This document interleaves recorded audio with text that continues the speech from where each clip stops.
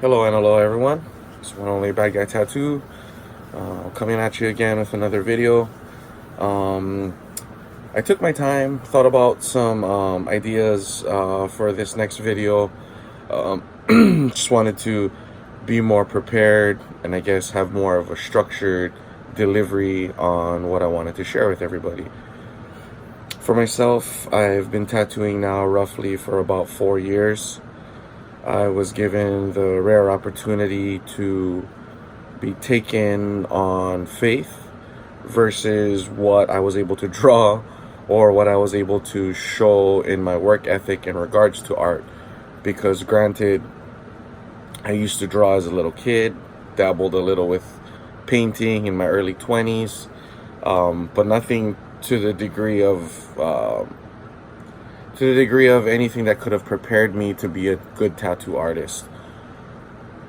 I have seen people from all different walks of life become successful tattoo artists, listening to their stories, how they got involved, how they started their journeys. No two people's journeys are the same. No two people's paths are the same, and it all boils down to, I think, your work ethic, what you're willing to put up with, what you're willing to sacrifice to become a better artist. In my earlier part of my apprenticeship and journey into tattooing, I met a very influential gentleman who is a very good artist, I guess, in a nutshell.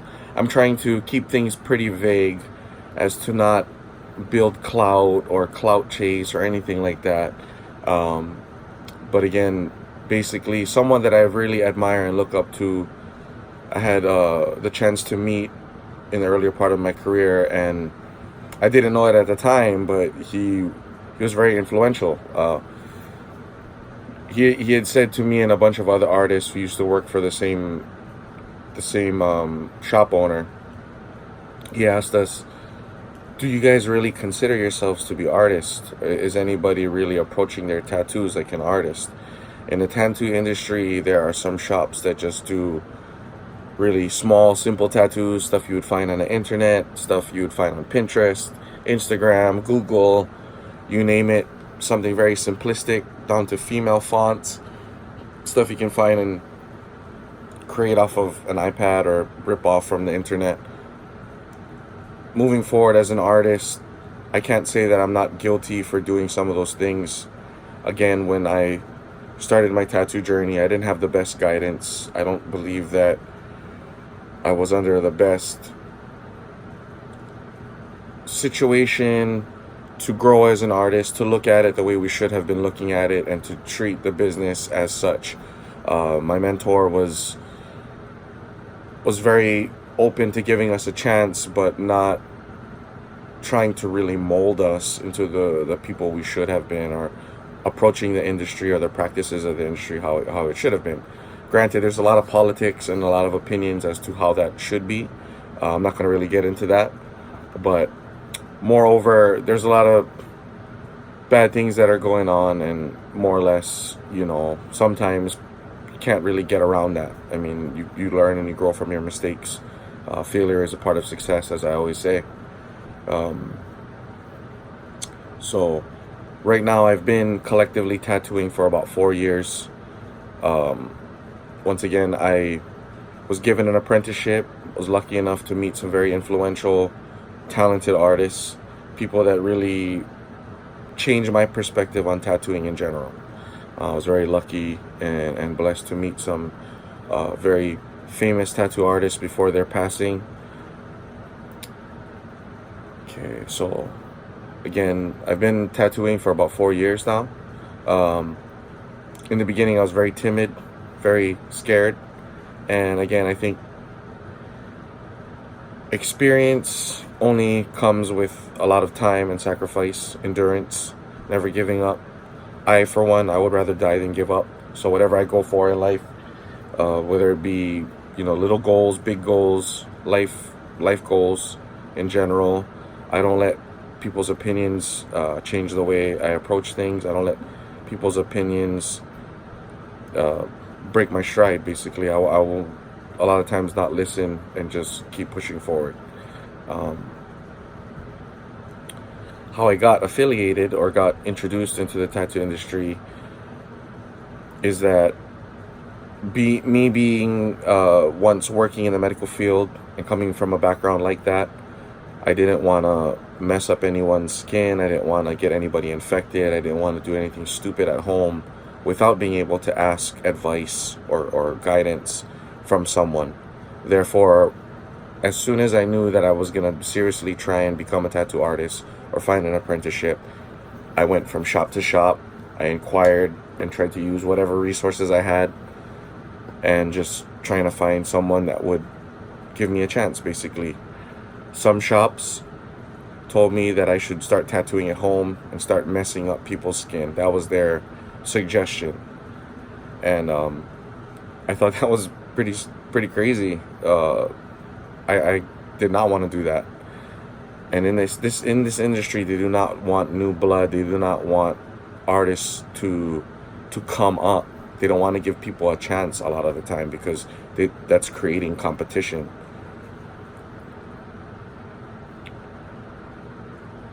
Another shop tried to get me to give them $10,000 to $15,000 up front or sign over my car as a form of incentive or payment in advance in case I was to quit if they were going to give me their apprenticeship. A lot of times people try to pursue things that eventually they quit on or they give up on. And a lot of shop owners know that most people will not stick it out. So they're smart. And then they want something obviously for their incentive, for them wasting their time, you know. It's like if you go to college and you sign up for a nursing degree or whatever and take a bunch of classes. Once you sign and you're locked in, you're supposed to pay. It's not like you can last minute pull out. I mean, sometimes I guess you can, but theoretically you still owe the school for the money. Say you attend the classes for several months and then you decide to change your mind, you still owe them the money. There's no stopping, or as far as I know. You know, so they need to kind of create some kind of incentive for themselves if they do give people chances and then they quit. So who gave me my chance? So in regards to that, like I said, I went around from shop to shop or numbers of shops that I Googled and spoke to their owners. I touched base with a gentleman that would eventually give me my chance. So I touched base with him a year before. And I when I first touched base with him, I did not have the means or the funds to really buy everything. For the people that do tattoo or the people that know how expensive tattoo machine and tattoo equipment can be, at the time when I had these ideas to become an artist, I couldn't afford it at that time. I was paying off a lot of debt, I was helping my family with bills, and had my own life expenses to pay for. So about a year later, after touching base with this gentleman who would eventually give me my tattoo apprenticeship, I contacted him a year later, and at the time he had a shop that was close to my house where I currently reside in Hawaii. But by the time I reached him a year later, he had already moved on to a shop in Waianae. And for those of you who do not live in Hawaii that are watching my videos or not familiar with Hawaii, Waianae is on the other westernmost part of the island, far away from where I live in general, a little bit further from where I live. So again, every day, once I was given the chance to become a tattoo apprentice, I would work my hospital job for 8 to 9 hours a day, then drive about 45 minutes to an hour away from where I worked and lived, and stay at the tattoo shop till maybe sometimes 1 or 2 in the morning, and then having to be back at work at my hospital job sometimes as early as 7:45 in the morning or 9 a.m. respectively, depending on what shift I worked. So it was a lot of, not necessarily sleepless nights at times, but there were a few sleepless nights. I used to work 3 hospital jobs prior to getting into tattooing. I worked for a mental hospital as a call-in. I also worked at a smaller hospital out in Waianae as a call-in. And then I had a full-time medical job for one of the more, I guess, competitive or bigger medical entities that exist on the island of Oahu in Hawaii. So that being said, I had to really just stick it out, work 7 days a week, no days off, barely any sleep. And sometimes I would sit in the tattoo shop and wonder, what was I really doing? Was I really trying to be a tattoo artist? Was I really trying to make this work? I mean, I had little to no experience. I wasn't really an accomplished artist. As far as drawing, I had stopped drawing in my early teens and never really gave it a second thought. And I didn't think art could be lucrative as it would end up being for myself. So trying to keep these videos to a minimal length. I don't want to drag it out and go off on a tangent, so to say. But again, I have a few things that I jotted down here that I'm going to speak off of. As far as where I've come from, I was born and raised in Hawaii on the island of Oahu. My parents met in Honolulu, and I was born and raised out in Ewa Beach. My father, being ethnically Filipino, was born and raised in Cebu in the Philippines, and my mother is a local Hawaiian mix and was raised on Kauai as a local girl. I'm the first generation to be born on the island of Oahu. However, my great-grandfather on my Filipino side was born on the island of Maui, and my Hawaiian ancestry actually comes from Puna, Big Island, as well as from the island of Oahu in Waianae. It's a little bit about my background personally, and like I said, I worked in the medical field for 13 years prior to tattooing, never thinking that I would actually become a career tattoo artist.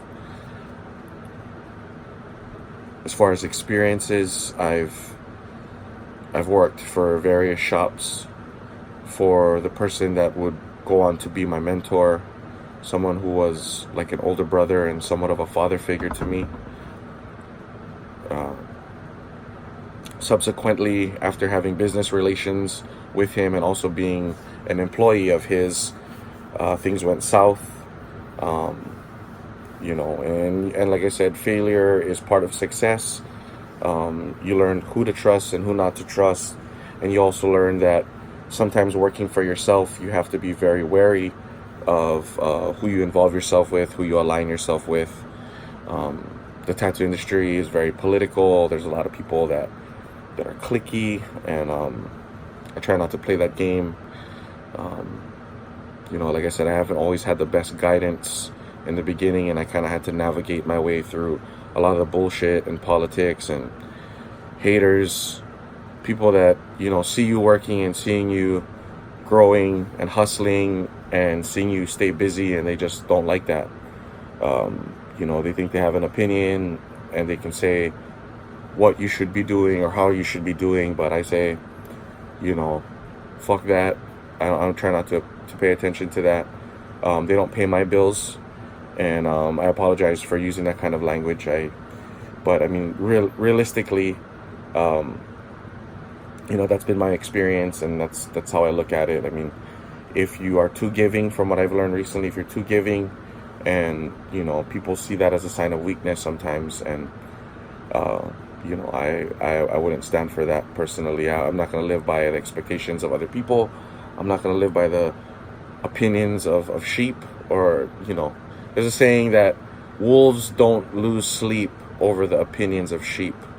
And I think that's very true, because in the tattoo industry or any entrepreneurial endeavor, you know, if you listen to other people's fears and concerns, it may stagnate your progress. It may make you slower to, you know, take that next move or make that next move, or take that risk. And, you know, it could be profitable or it could be detrimental, you know. So I've worked for a bunch of shops under different shop owners, again, also being a co-owner of a shop myself. You know, again, it's like working anywhere else. You deal with other people's characteristics and putting up with stuff you don't want to put up with sometimes, and, you know, just learning to be a team player in general. I always try to be a team player. I always try to be a good wingman, and I always try to bring things to the table, be well-rounded, you know, be a good brother to my brothers. But sometimes that's not always reciprocated, You can't always depend on people to have your back. Lastly, for what I wanted to talk about in this video of giving a little bit more of a background of myself, what some of my goals are in tattooing. By any means do I not consider myself to be, anyone special in the tattoo industry. I more or less wanted to create content like this to give people an idea of what I personally have gone through as a tattoo artist, what my goals are, what I strive to do, and just also being multifaceted with different things like business, having a business sense, utilizing social media to become a more available, approachable, and tangible artist. Some people that you see, are, if you were to look up certain videos and stuff like that, some people are out of reach a lot of the time, or a lot of the content is outdated. I want to be more available to people, I guess, more or less. I want to kind of put myself out there and just see what kind of response I get. So again, my goals, currently living in Honolulu, Hawaii, and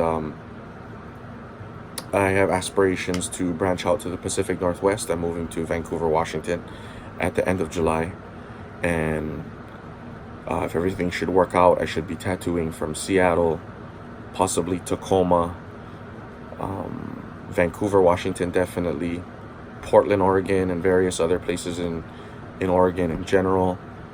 I also have some guest spots lined up in California and Las Vegas, respectively, Alaska. So I just wanted to start to document my tattoo journey, create content, and just more or less see what YouTube has to offer, or continual exposure on things like Facebook and Instagram, and just see what it really brings. Again, follow, subscribe, like, give me your feedback. I appreciate anyone that takes the time out to look at my content. And with that being said, stay tuned. I'm gonna try to keep these videos rolling and put out some interesting content. Okay, take care. Aloha.